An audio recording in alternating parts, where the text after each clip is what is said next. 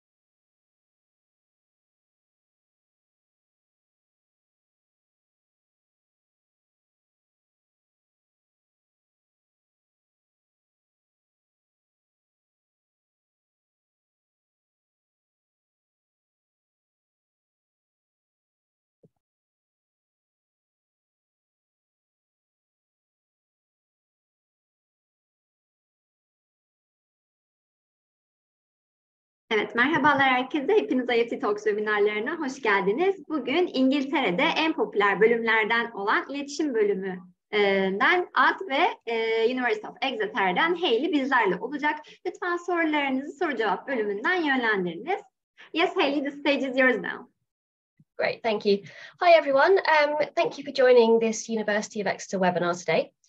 So my name's Hayley and I work in the international office at the university.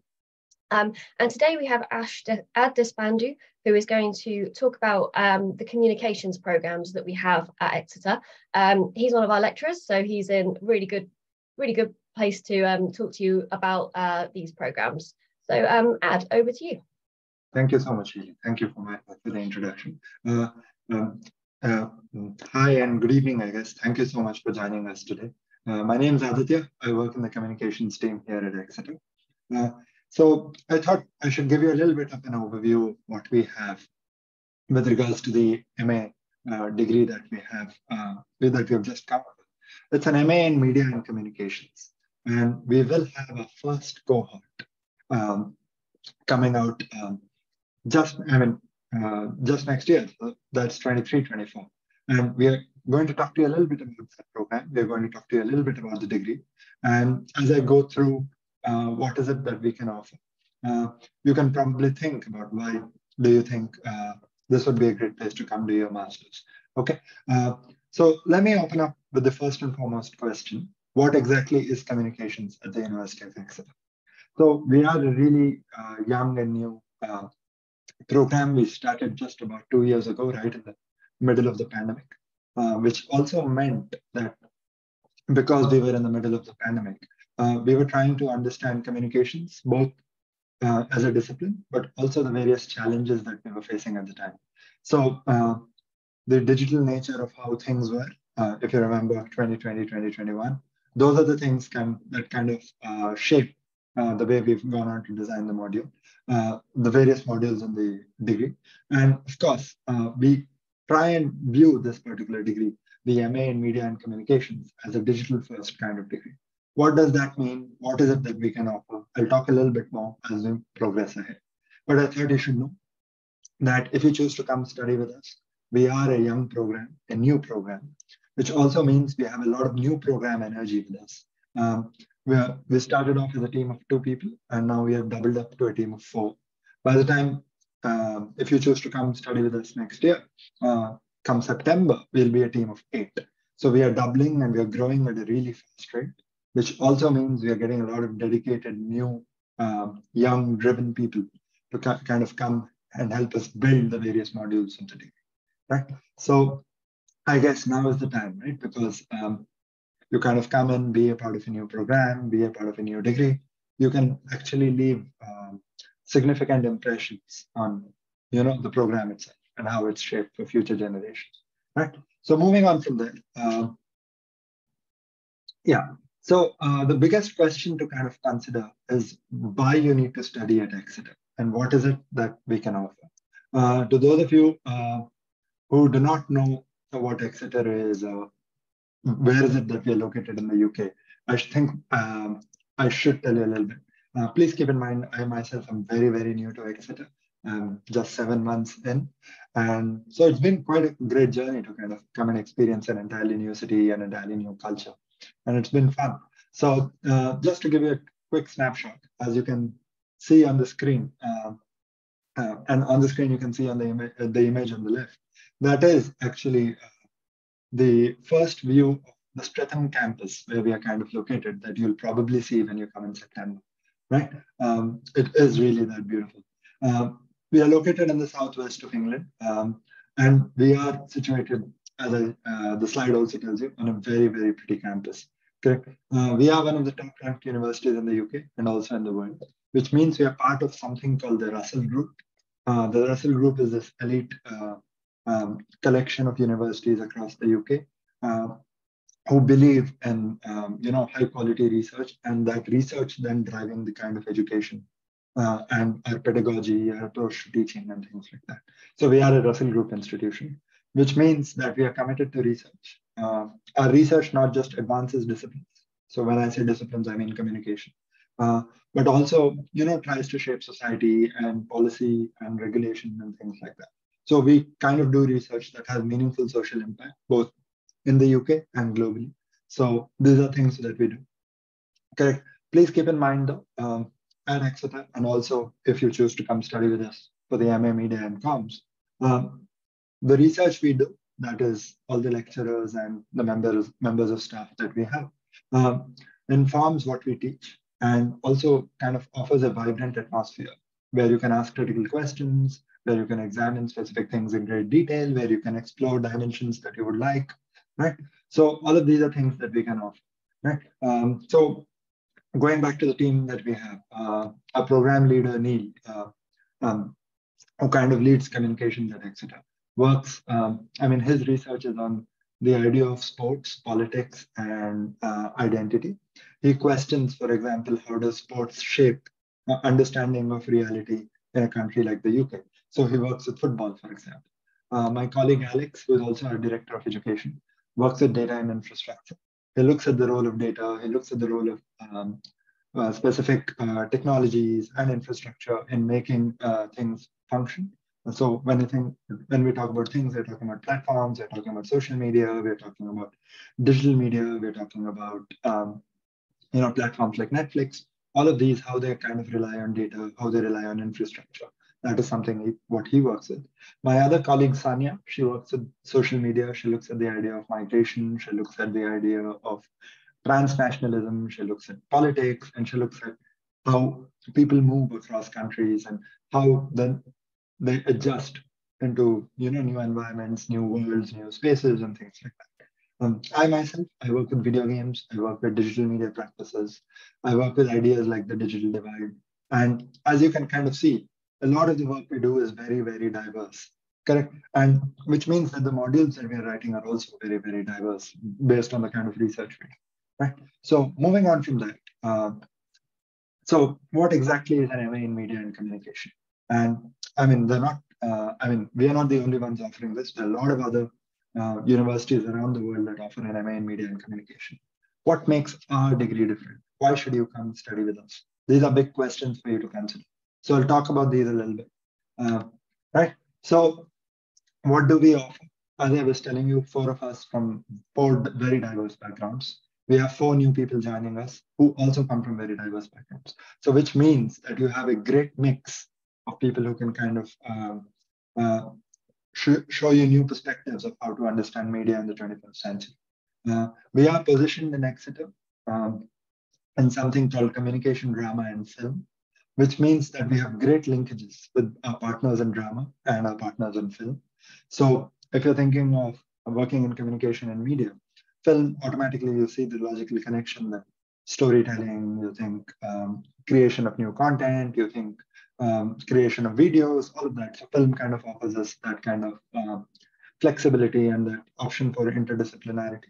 With drama, we kind of look at intersections with performance, we look at intersections with identity, and of course, storytelling, right? So all of these are things that you could probably explore if you want to come do an MA in Media and Communications. So our partnership with drama and film also means that we have access to unique new hardware, unique new equipment. We have access to specific archives, things like the Bill Douglas Cinema Museum. All of these become accessible to us because of our partnership with film. So these are things that I don't think other programs or other universities can offer. A place where communications is rooted along with interdisciplinary partners. So these are things you could consider. If you would like your MA to be diverse, to be as cutting edge as possible, we could offer that MA. Right. Moving on from there, of course, what do we bring to the table? We bring a program that is very new, of course, but also a program that is learning, and which means that since we are young and we are new, a lot of the modules we are writing are being written right now. They're as current as they can be, and they are from as valid a perspective as possible. We are trying to make sure that our modules stay cutting edge and as updated as possible. And there's no way of guaranteeing that, but from the fact that we're writing them right now, right? So we can't write dated modules at the moment. So you can trust us on that. So these are the things that we bring to the table.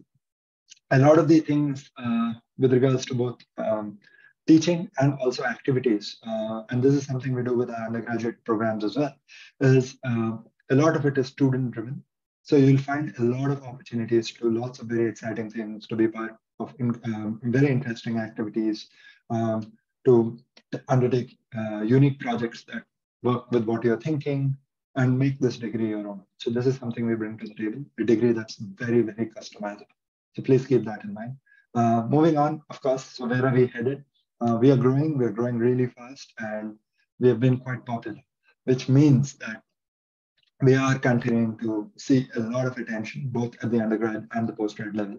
So we will see loads of new opportunities open up, both in terms of research and in terms of the modules we offer, the degrees we offer, which means we're going to have lots of more interesting stuff coming in. So we are going to become a hub of communication related activity. So these are some things that you could benefit from. So being an alumna of Exeter's MA in Media and Comms, or being a student here, would mean that you would be part of a lot of interesting conversations that happen as people come and visit us, and as people come and spend time. There are going to be loads of opportunities for unique master classes, for unique people to come in and talk about their experiences and things like that. So these are things to keep in mind. Just to give you an idea, just last week, I was confirming the series of guest speakers I'm going to have for one of my modules that is going to be the one on games and everyday life. So we are planning months in advance for the kind of experience that you're going to have. So we are putting in a lot of attention. So we are heading, I guess, in the right way. So keep those things in mind.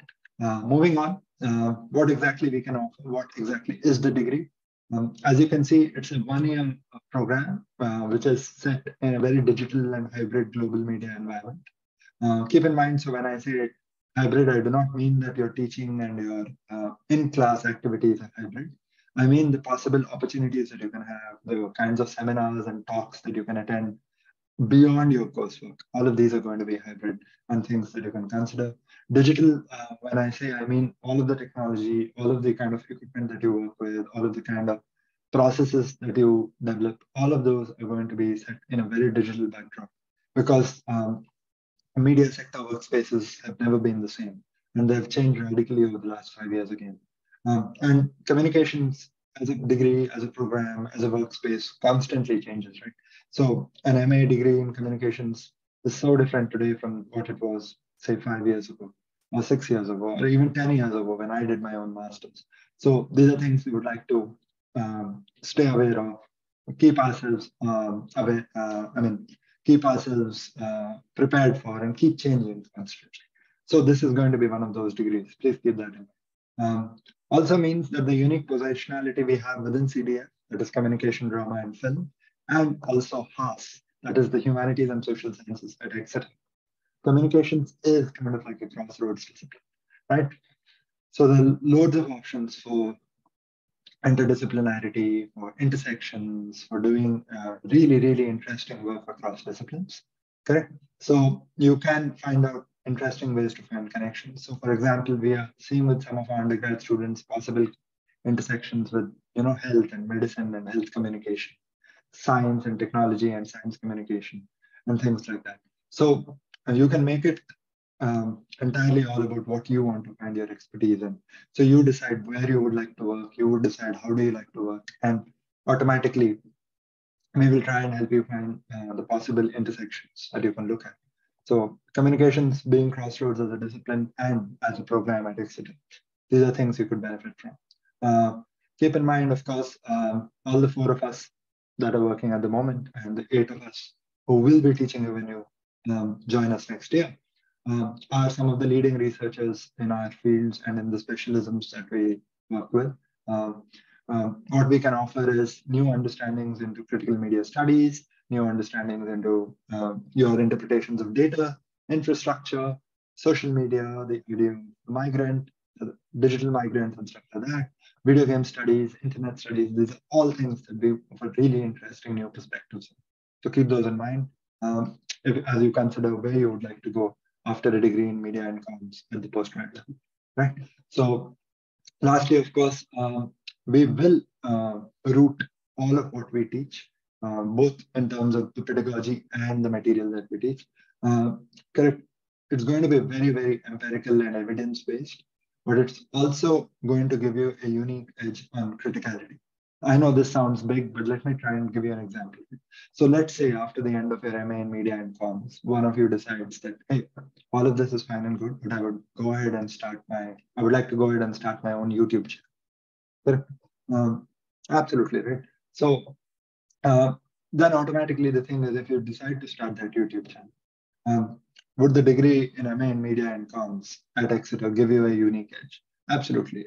What I'm trying to say is it would allow you to think critically of what it means to create content for a platform like YouTube. It would allow you to understand what your audience wants. It would allow you to understand who your audience is. It would allow you to understand what kind of content is popular and what kind isn't. What is resonating with the kind of image you want to portray, things like that.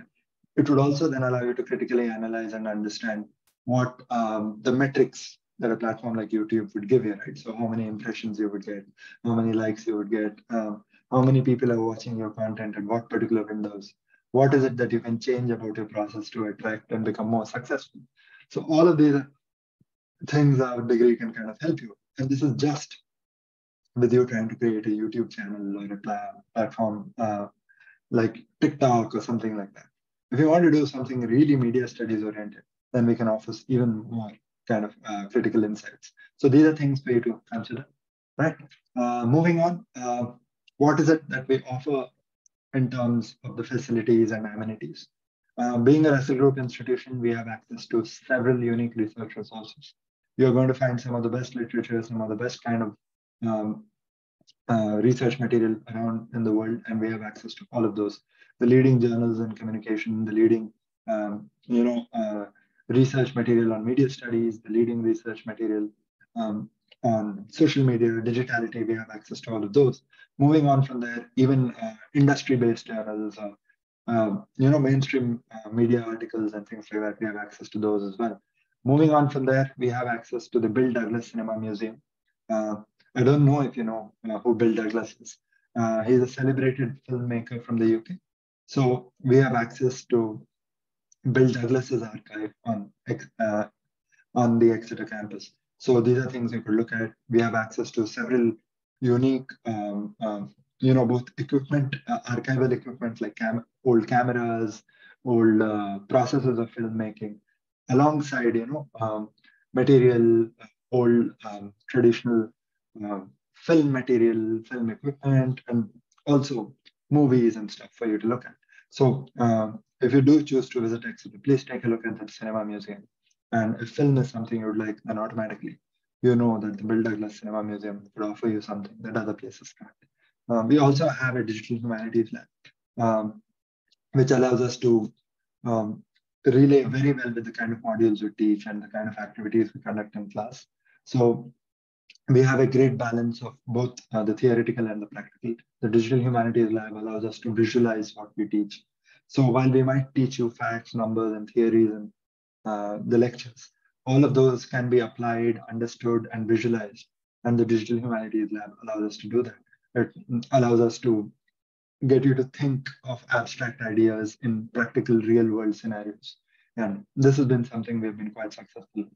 We also have access to some of the finest editing suites in the country. I mean, we have access to the Mac Studio, if you know what I'm saying. Loads of enough spaces for you to kind of look at, to work with specific video content, to edit audio, video, podcasts, things like that. We have all of those. We have state-of-the-art podcast suites. We have state-of-the-art camera equipment and studio setups and things, even to record stuff and shoot stuff. All of those things we have. So all the basic technical skills that you'll require to be a media practitioner in the 21st century, we have covered you on that. But then we also have so much more to offer theoretically, critically, and analytically. So keep those things in mind.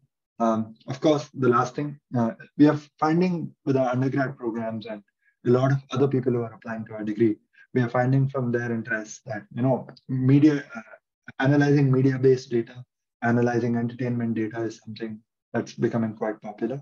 So we partner with the Q-Step Center, that is the Quantitative Data Center at Exeter, for specific skills on quantitative data as well as analysis. So these are things you can explore. If you want to do an MA in Media and Comms that focuses on understanding data analytics, on looking at patterns and things like that, so we allow you to experiment with those possibilities as well. If you would like to go into things like, media management, media planning, these are things that you would really like to have on your resume. Unique skills to build, correct, to give you niche abilities and capabilities. So probably look at that.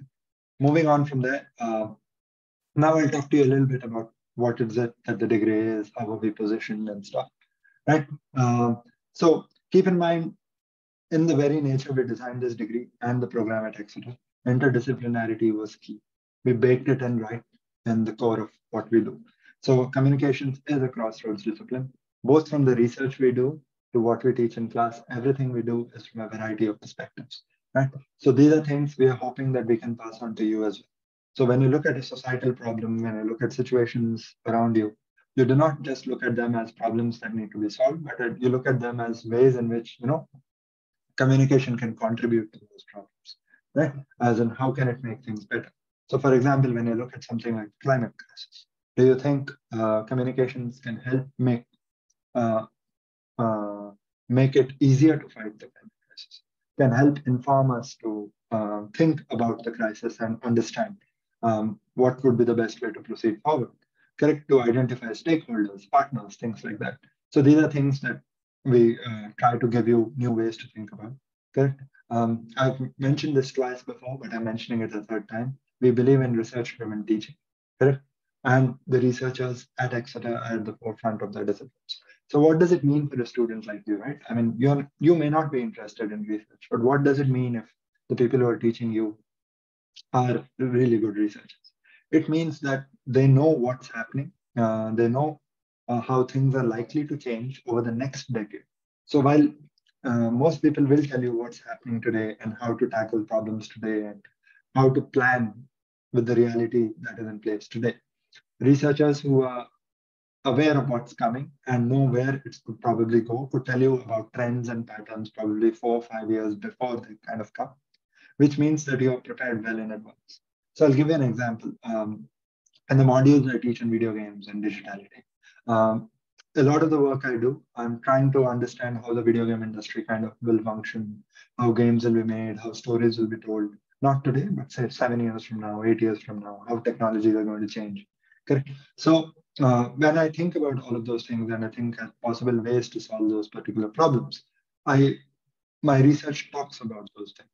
Now, when I go to teach in class, I take all of these things with me to then go and talk about them in class, which means that students in my class or people who are attending my class and attending those discussions have kind of a jump start over everybody else who's working in that kind of a sector, right? Because they know things that probably others are not exposed to. It gives you a unique competitive edge when you look for jobs, when you look at life beyond the masters. So these are things probably that could benefit you. And this is not just with my research, it is with all the research that we do at Exeter Comms. So keep that in mind. You can follow more of our research on our social media channels, both on Twitter and Instagram, because we keep publishing regularly, we keep sharing our research as frequently as possible. Moving on from there, for you as students, this means your feedback and your requirements inform the modules we design. We take feedback from students at various stages of the module as well to change the material that's being taught, the way discussions are being engaged, to change how assessments are made, to look at evaluation criteria. And of course, most importantly, if you want us to bring in more of something else and you're interested about something, okay? So initiate those meaningful discussions, right? So all of these are very valid things. So our degree constantly changes depending on your feedback, and our modules also change. We do feedback both mid-module and at the end of the module to kind of improve who we are as teachers and what we're teaching. So, right. So keep in mind, everything we do is in that frame of continuous improvement. So I think we could serve you really well if you choose to come study with us. Moving on from there, of course, we are aware of transformations in communications as a discipline. We know that it's a very cutting edge discipline. Correct. So we redesign our material for classes, the activities we conduct, the way we teach, everything in line with the changes that are happening. So till last year, for example, we used to teach media research with regards to Twitter very differently.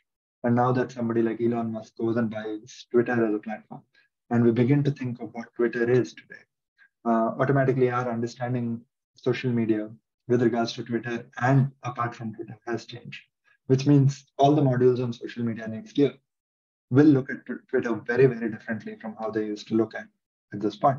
So all of those changes are things we make regularly, almost on a term by term basis. So we are very committed to what we do. Lastly, of course, the one unique element that we offer is the critical engagement. We hope to not just give you the right tools to build content and understand media, but also how to analyze it, how to examine it, and how to think of what exactly are you doing in that picture, right? So what does all of this mean, right? So these are things to think about. Moving on, of course, please keep in mind, all the careers that the media sector or the media industry kind of offers today, diverse, global, and on-the-move kind of careers. And these are the careers we want you to prepare for. To prepare not just for the idea that the UK is the market that you want to look at, or the country you're coming from is the market you want to look at. We want you to think of the world as your oyster, right? So if you have a problem, if you have a solution, anywhere in the world that you think you could probably go and help is where you belong, is where you should go. So we would like to equip you with a kind of fundamental theoretical and analytical understanding, along with the required technical skills to be able to work anywhere in the world, depending on what it is that you think you need to be doing, right? So these are things to consider. Some of you might, at the end of the MA in Media Comms, decide to become what we call a media practitioner with climate, right? And if the climate crisis continues to happen the way it does, I don't need to tell you that maybe 10, 15 years from now, a lot of you might be required to cover how the seas rise and how coastlines change and things like that. So a lot of the work you might be required to do might be in coastlines around the world. So we would like you to have the requisite skills to be able to do that, okay? And things like that. Right? So think of yourself, of course, for immediately what is your bread and butter, how to find a job immediately after the degree, but also about what you would like to do with your dream job, say 5 years from now, 10 years from now, and how would you think about those things? So we would like to offer you a mix of both of them. So keep that in mind. Now moving on from there, the learning opportunities that we can offer. Please keep in mind, all of these are beyond the modules and the degree in itself. We are a student-run program, and most of our non-academic activities are student-led. Okay, we have something called an entertainments committee, or the ENTS committee, which organizes a variety of the various communication events that happen. They also manage our social media channels and things like that. So if you choose to find some of the same experience, you are welcome to join those committees once you come study with us. You're welcome to become members of the social media committees and things like that. all of Exetercom's social media channels are managed by students. And this kind of gives you both real-world experience as well as the right room to experiment. If these are things that you would like to do, right? Get into organization-based communication, or corporate communication, or public relations, or advertising and things like that, or social media planning and stuff. So these are things you could kind of experiment with. Correct. We encourage our students to organize as many activities as possible, gather exposure as they organize those activities and stuff. We believe that you learn both in the classroom and outside it, and we would like to give you opportunities to do both. Right. So moving on from there, just some careers to keep in mind, guys. These are careers that we've found a lot of our undergrad students are finding possibilities in. Of course, some of these will change for you guys depending on what sectors you would like to explore. Communications is something, of course, that's worked very well. Advertising and public relations has been quite popular as well. Broadcast media, so I'm talking about television production, filmmaking, documentary making, content manufacturing, all of that has worked very popular as well. Digital media has been quite popular, both in the creation of digital content or in the planning and execution of digital content. Event planning and event organization has been quite popular as well. Something that has also turned out to be quite popular is international relations, especially with people who have backgrounds with foreign languages, who have expertise in unique languages and stuff like that. So that's turned out pretty big. A lot of positions with organizations like the United Nations, UNICEF, and all of them look at communication officers and specific positions where people have access to unique language skill sets and stuff like that. Or ability to understand specific contexts and things like that. So international relations has been quite popular. Journalism, of course, the evergreen favorite, always happens. And magazine publishing, if you are into feature writing, analytical writing, and things like that, we have modules for that as well. Moving on from there, market and marketing research. This has been huge. A lot of the communication people we know get into corporate communication or understanding market-based data, media-based data, media planning, media management, and stuff like that. That's been quite popular as well. Some of our students have gone on to continue working with media organizations, but move towards, communication and cultural policy and things like that. So that's been quite popular. And we also have a PhD program. So some of you think at the end of your master's, you still want to study, you're welcome to come do a PhD with us. Or if not with us, any other university in the world, we would like you to be one of the best postgrad candidates in the world when you apply for those degrees, right? So we would like to make sure you're as strong as possible, right? So moving on from there, now I'm quickly coming up towards the end of the presentation. And you can ask as many questions as you have, and I'll try and answer them to the best of my capabilities. What exactly does Exeter offer to international students? Please keep in mind, I am almost like you. I'm not a student, I'm a staff member, but and I had never been to the UK till I came to take up this job at Exeter, right, 6 months ago. So it's been quite a great experience. I've really liked the city, I've really liked the town, I've liked adjusting here. It's almost like a melting pot of cultures, traditions, and you have access to lots of interesting places. Lots of very indulge in various kinds of food, cuisine, and stuff like that. Correct. So even the university is a vibrant multicultural campus. We have students from around the world. So you will find that our learning is both diverse and multifaceted, which means that your classroom is as global as it gets. So you have access to a plethora of perspectives, right? You look at a problem and you find solutions from thousands of different contexts. And all of these are things you want to think about and consider. So you are being prepared for what it means to work in a global environment, right? So you have access to nuanced perspectives, balanced perspectives, and of course, unique perspectives as well. And all of these are things that you can then take with you once your degree here is done to wherever you're planning to work and whatever it is that you're planning to do after your master's. And all of these will give you a unique skill set. So think about that. Exeter as a city is also reflective of our students. You'll find lots of very interesting food places, lots of experimental cuisine. I have found some really great places to eat, and these are things you could consider. You'll feel very comfortable here. The weather is really nice. It doesn't get too cold either, right? So that's it from the slides that are my end. Let's move to the questions. Okay. So yeah, Good. There are a few in the box. Should I answer?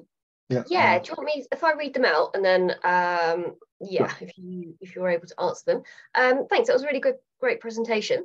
Okay, so the first question is, which way of communication do you think is the most powerful? Yeah, that's an overarching question. So when I think of what's the most powerful form of communication, I think that would be the one that effectively conveys what it wishes to say, right? So the message conveys the idea behind what was being asked, or what is it that you had set out to do. That makes it powerful, right? So while there is the belief of looking at things like propaganda, looking at things as, messages that are received by millions of people, probably that's not the best way to measure how powerful communication is. Communication is powerful when it conveys the idea to the best of its ability, right? And then it leads to the right kind of action. So impact on the basis of messages being conveyed, that would be powerful. Yeah. Okay, great. Yeah, we've got some quite interesting questions actually. So the next one is, how important is social media and some platforms, for example, the website, newsletters, and email, in a communications strategy? Okay. Extremely important. So there are two ways here, if you look at it as a communication strategy, right? So if you do not integrate social media, or you do not integrate something like, a fully functional website, letters, newsletters or emails or any of that, you're trying to shut down one way in which people can reach out to, right? So a lot of times when we look at social media strategy, what we say, our digital online presence nowadays, what we're trying to do is we're trying to stay as accessible as possible. It's the metaphorical, my door is open, please come and reach out to us. So then you choose what's your most comfortable way to reach out to us. If you would like to write us an email and you feel you're better at writing letters or emails, then we'll reply back to you in that particular form. If you feel your Twitter is your platform and just tweeting at us is something you would like to do, then we would like to get back to you on that as well. If you feel all of this is fine, but we would like some visual evidence and we would like to engage with you on a platform like TikTok or Snapchat, then we would like to get back to you there as well. So for most organizations today, be it an educational structure like Exeter or the University of Exeter, or even a mega brand like McDonald's, right? Being present everywhere and accessible everywhere means our doors are open, right? And yeah, so shutting anything down kind of means that there's a section of people who would like to reach you and who are not able to, right? So it becomes really, really important. For a communication practitioner, this means that you're monitoring 10 different platforms and following the guidelines for 10 very different rule sets, which means that you need to be able to not just multitask, but make sure that your tweet reads like a tweet and not like an email. That takes a lot of expertise, right? So at Exeter, I think we can give you how to think through all of that. And we hope that with work, you will find the way to master. Great. So this person is asking, what are the key differences between communications and marketing? This is a nice one. Good. So marketing, I think, is outward communication, right? So if I were to situate it in an example of an organization, marketing would mean reaching out to potential customers or potential people that you think would be interested in your product or service. Communications, on the other hand, is not just outward. So while marketing fits under the broader umbrella that's communication, communication is much more than that. It's also within the organization. It's with your stakeholders, with your partners.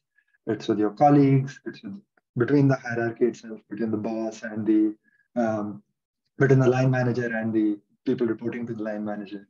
It's between people you meet every day, correct? Who work in various capacities and all of that. So communication's probably the philosophy, whereas marketing is just one application.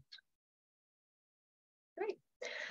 Okay, so yeah, two more questions at the moment. So the next one is, are there any internship opportunities for communication students?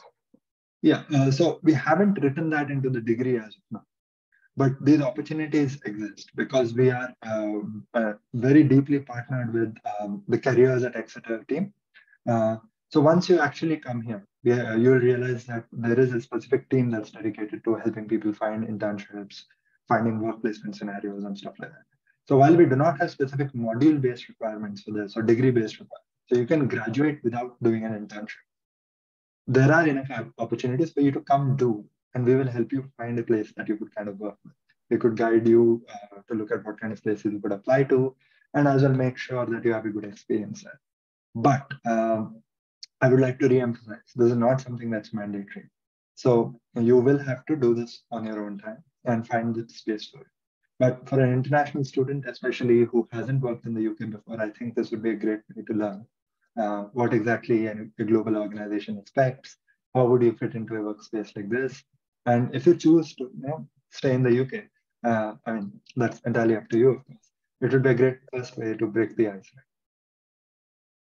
Okay, and the next question is, I think the person is asking, do you learn the skills on the program to get your audience to fully understand what you're trying to convey in your communications? Oh yeah, absolutely. Through all our degrees, that's the one thing we make sure, because we really want to make sure that our audience, that is you guys, understand what we're teaching first. But two, then you are able to reapply that to the audiences you want to reach out to. Absolutely. That's 100%. Very reason we have a degree. Great. Okay. Yes, I think that's it. There is another question, but I think it's about languages, so I'll answer that one separately. Yeah, so if there aren't any more questions, yeah, thank you very much for the presentation today. I will put our email address in the chat for everyone, just in case you have any more questions after the presentation. Feel free to email us and then we can answer those for you. That would be great. Look forward to hearing from you guys. Yeah.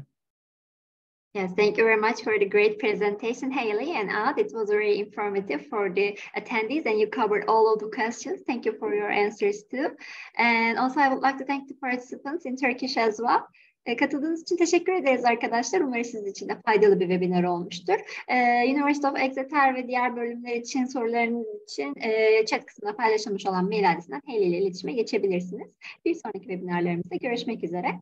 Thank you very much again, you guys. It was a pleasure to have you in IEFT Talks. Thank you very much. Bye. Please have a good day. Yeah, thank you very much.